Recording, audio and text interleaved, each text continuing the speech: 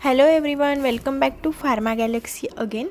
तो आज का ये वीडियो फार्मेसी से रिलेटेड जो क्वेश्चन होते हैं जो कि मोस्ट इम्पॉर्टेंट होते हैं, किसी भी गवर्नमेंट फार्मासिस्ट बनना है तो उसके लिए ये क्वेश्चन पूछे जाते हैं। वैसे हम एक प्रॉपर सेट ऑफ क्वेश्चन देखने वाले हैं। तो होप आपको ये वीडियो अच्छा लगेगा। जिसको अच्छा लगेगा वो चैनल को जाके लाइक शेयर सब्सक्राइब ज़रूर कर देना। तो अब हम देखते हैं फर्स्ट क्वेश्चन। तो फर्स्ट क्वेश्चन में क्या कहा गया है, deficiency of the thyroxine in adult leads to condition called. मतलब जो एडल्ट होते हैं उनमें क्या होता है, डिफिशेंसी हो जाती है थायरॉक्सिन। ठीक है, थायरॉक्सिन की डिफिशेंसी हो जाती है, उस कंडीशन को हम क्या कहते हैं। तो ऑप्शन है first is tetany, second is cretinism, third is myxoedema and four is grave disease. Okay, तो इसका करेक्ट आंसर होगा मायोक्सोइडिमा। मायोक्सोइडिमा को ही कहते हैं deficiency of the thyroxine hormone in adult. तो बाकी के ऑप्शंस भी हम देख लेते हैं। टिटानी क्या होता है, आप सभी को पता है, आपने कभी ना कभी टिटानस का इंजेक्शन लिया होगा।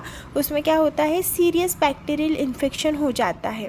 ठीक है, और वो बैक्टीरियल इन्फेक्शन कभी कभी इतना बढ़ जाता है कि that damage the nerves. Okay, तो this is known as the tetany. Second option है क्रिटिनिज्म।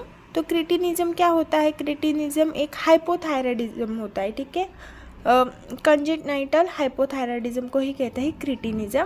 और ग्रेव डिजीज़, ठीक है, ग्रेव डिजीज़ को हम क्या कहते हैं, आप सभी को पता है, आपने स्टडी कर लिया होगा। वो एक इम्यून सिस्टम डिसऑर्डर होता है जो कि बटरफ्लाई शेप स्ट्रक्चर क्रिएट होता है, ग्लैंड तैयार होता है in the throat. So this is the immune system disorder by butterfly shape gland present in the throat. तो आपको बाकी के ऑप्शन भी क्लियर हो चुके होंगे। तो करेक्ट आंसर था हमारा सी। सेकंड है the hormone that is injected to the pregnant woman at the time of delivery is. मतलब जो प्रेग्नेंट वुमन रहती है डिलीवरी की टाइम, उनमें कौन सा हार्मोन इंजेक्ट होता है। तो ऑप्शन है वैसोप्रेसिन हार्मोन, सेकंड है ऑक्सीटोसिन हार्मोन, थर्ड है एंड्रोजन हार्मोन एंड डी है ईस्ट्रोजन हार्मोन। ठीक है, तो इसका करेक्ट आंसर होगा ऑप्शन बी, ऑक्सीटोसिन हार्मोन। तो आपको पता है ऑक्सीटोसिन हार्मोन को लव हार्मोन भी कहा जाता है।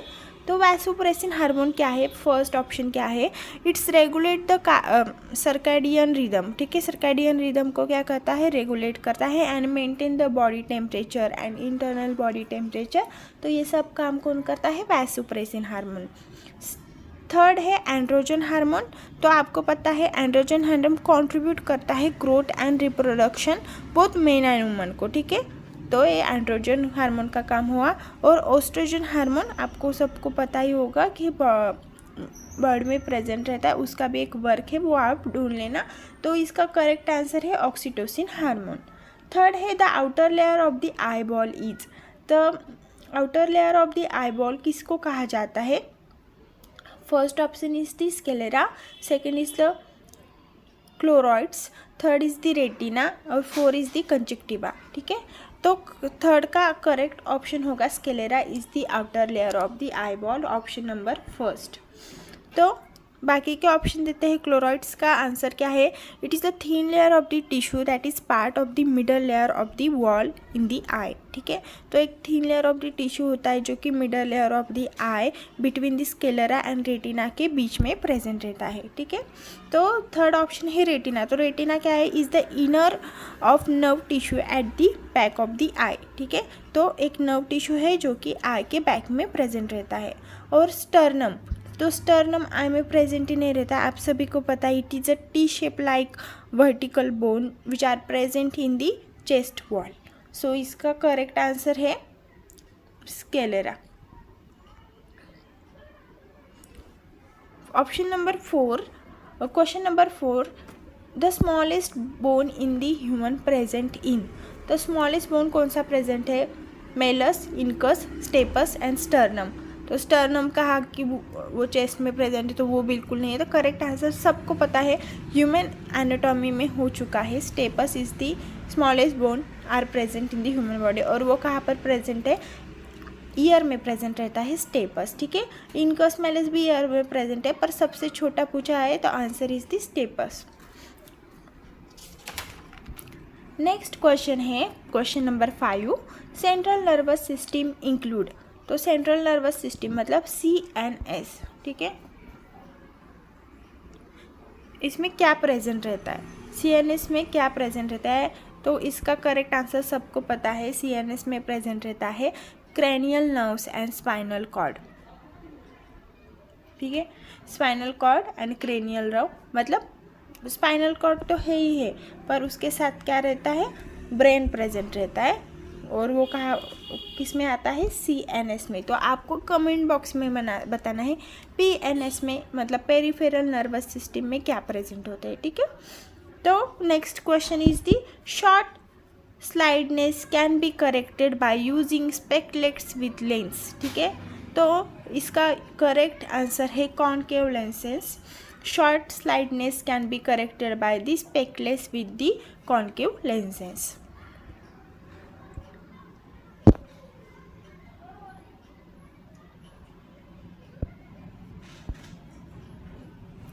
तो नेक्स्ट क्वेश्चन है incubation period of the measles का जो रहते हैं उसका इंक्यूबेशन पीरियड क्या है। आपको पहले मिसेल्स क्या होता है वो पता होना चाहिए। It is a viral infection that serious for the small children but it easily preventable by the vaccine. उसको रुबेला भी कहा जाता है, ठीक है। मतलब क्या होता है, बेबीज़ को पूरे बॉडी पे वैसे रेड पैचेस आने लगते हैं, वो वायरल इन्फेक्शन हो जाता है स्मॉल चिल्ड्रन में। तो उसको क्वेश्चन पूछा गया है, तो उसका करेक्ट आंसर हमको बताना है इंक्यूबेशन पीरियड कितने दिन का रहता है। तो correct answer is 7 to 14 days, ठीक है। मतलब 14 डेज के पहले उसका इंक्यूबेशन पीरियड रहता है। Next question is site for Mantoux test is. तो साइट ऑफ मॉन्टेक टेस्ट पूछा गया है। तो first option is outer and upper quadrant of the gluteus maximus, second is the deltoid region, third is the posterior left forearm, fourth is the anterior left forearm. तो correct answer is posterior left forearm, okay. Question number 10, media of the transmission of the bovine type of tuberculi bacilli is. मतलब medium पूछा गया है, आप सभी को पता है it is a respiratory droplet through वो होता है, मतलब वायरल इन्फेक्शन होता है। तो किस टाइप ऑफ मीडियम से पूछा गया है ट्रांसमिशन होता है। तो correct option is milk is the correct option. Next question is for education of measles immunization coverage should be at least 80%, 85%, 96% और 1000%। तो ये कंफ्यूजिंग रहता है, परसेंटेज में याद नहीं रहता है। तो इसका करेक्ट आंसर है 85%। आपको याद रखना होगा, इम्पॉर्टेंट क्वेश्चन है। Next question is period of the maximum infectivity of mumps is during. तो क्वेश्चन में पूछा गया है जो मम्स डिजीज़ है उसका मैक्सिमम इन्फेक्टिविटी पीरियड कितना रहता है। तो correct option is incubation period तक ही उसका maximum infectivity period in mumps में रहता है। Next one question is 13 number question, major epidemics of influenza A occur at intervals of, ठीक है। तो ऑप्शन है 1 year, option 2 to 3 year, option C 10-15 years, option D 20 to 25 years. मतलब major epidemics of influenza A intervals रहता है 20 to 25 year, इतने साल तक वो क्या रहता है, इंटरवल पीरियड उसका रहता है। Next question is 14, most common source of infection of the Diptera. आप सबको पता है डिप्टेरिया में रेस्पिरेटरी ड्रॉपलेट्स तो वो डिप्टेरिया होता है। तो उसमें पूछा गया है most common source of the infection is case, subclinical case, carrier, all of the above. तो all of the above it is not a correct answer. Correct option is the B, subclinical cases. This is the right answer for this question. The most common source of the infection of the diphtheria is a subclinical case, okay. Next question is Schick test is done by. तो chic test आपने इतनी बार देखा होगा कि Diptera के लिए, obviously Diptera के लिए ही शीक टेस्ट क्या किया जाता है, यूज़ किया जाता है। 16 number question, adjuvant present in DPT vaccine is. तो DPT DPT का लॉन्ग फॉर्म क्या है? तो DPT का लॉन्ग फॉर्म है D for diphtheria, P for pertussis and T for tetanus. Okay, DPT vaccine. तो इसका करेक्ट हम पहले ऑप्शन देखते हैं. Option number 1 aluminium phosphate, second is aluminium hydroxide, third is zinc phosphate and option D is magnesium phosphate. तो right answer is aluminium hydroxide is the right answer for this question. Next question is 17. Prevalence of the TB infections in a community is estimated by. तो prevalence of the TB infection in a community is estimated by option 1 tuberculin test, sputum microscopy, culture and chest x-ray. तो सबसे पहले TB का infection किससे estimate किया जाता है? T for TB, T for tuberculin test. Answer ख़त्म. तो इतना ही पूछा गया है इस क्वेश्चन में. तो होप आपको ये वीडियो अच्छा लगा हो. तो जिसको ये वीडियो और other pharmacy related mostly Maharashtra के जो क्वेश्चंस चाहिए तो कमेंट बॉक्स में बता देना. और वीडियो अच्छा लगा तो चैनल को लाइक शेयर सब्सक्राइब ज़रूर करना. मिलते हैं नेक्स्ट वीडियो में. Thank you so much.